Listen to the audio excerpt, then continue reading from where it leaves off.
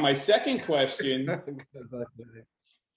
my second question is kind of close to the first one.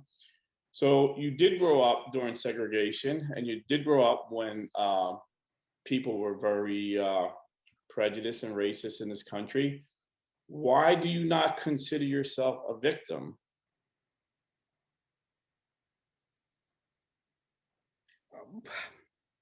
Actually, I suppose somewhere I do look back on the history of the country and see victim in the sense that I am the descendant of slaves, victim in the sense that I went through a period. I didn't fully understand it, by the way, until I got a little older. But in the 50s, when I was a child, right? I was born in 1950.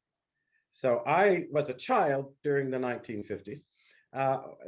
And that was the time when the fight to change segregation, Jim Crow, and all of this kind of stuff was, sort of coming of age into the 60s, and finally the early 60s, when actual actions and steps were taken, culminating, I guess, in the Civil Rights Act that were intended to address these things.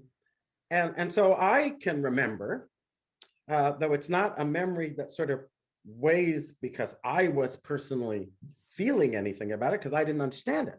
Okay. But as an adult, I know that when I was living in Georgia, my father was a soldier. He was at Fort Gordon. We lived outside the base, right?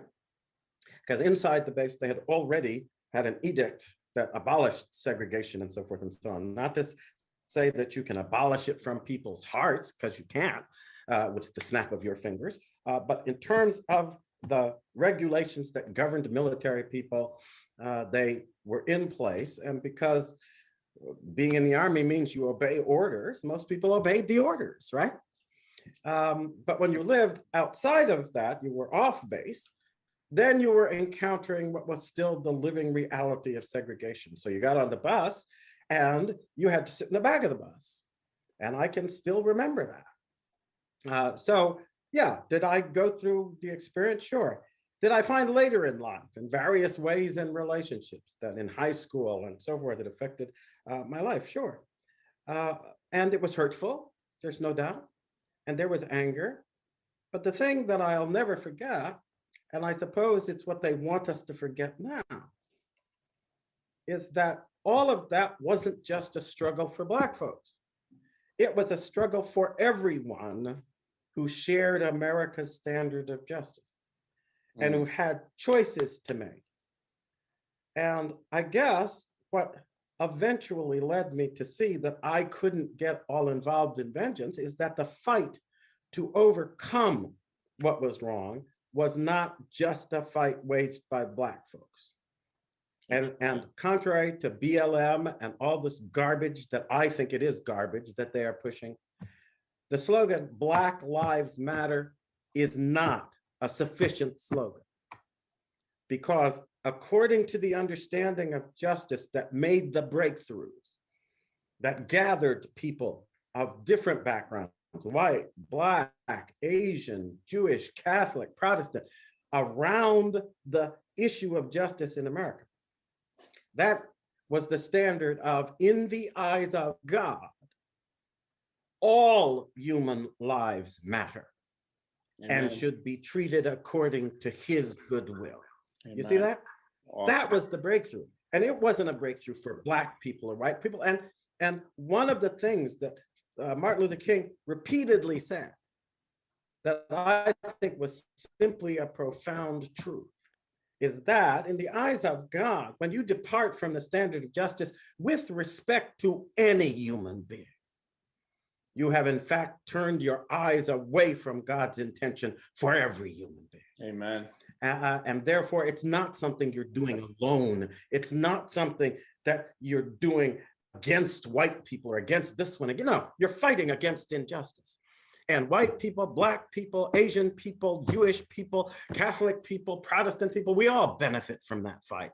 And we all ought to be waging that fight, not in the name of one race or another, but in the name of God's understanding of what is right for the entire human race.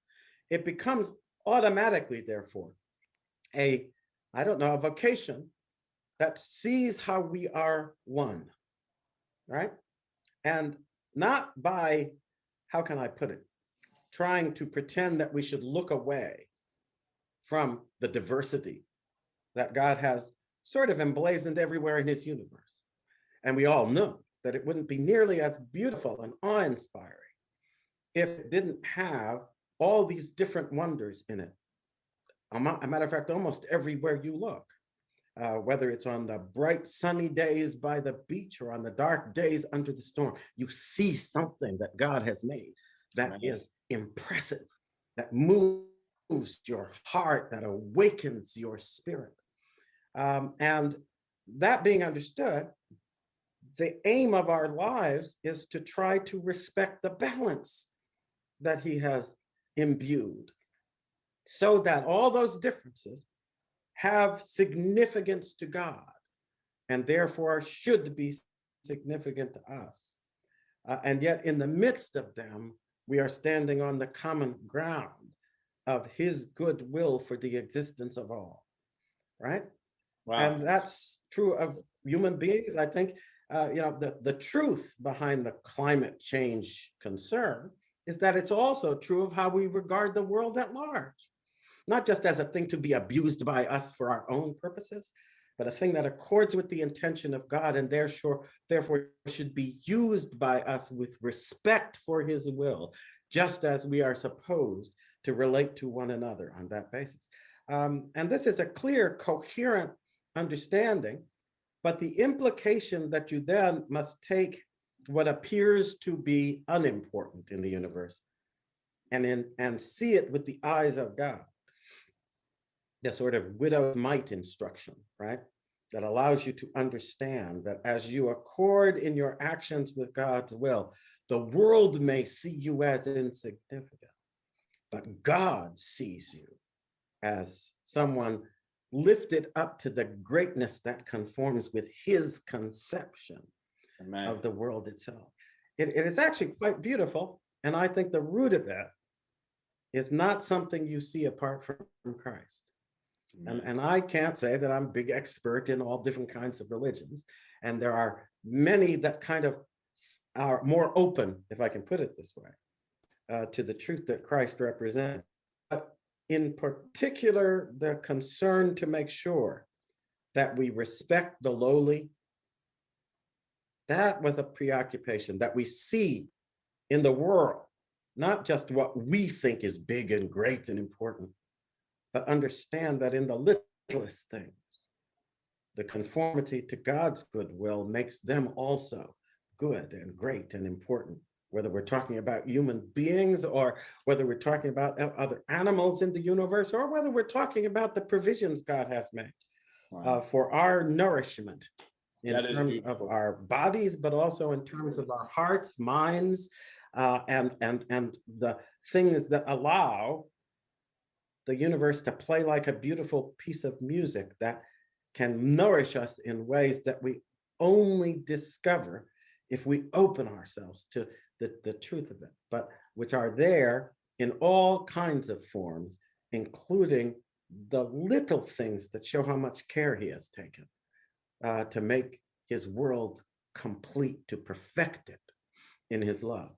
And I think that that's part of the lesson that America is supposed to put into practice.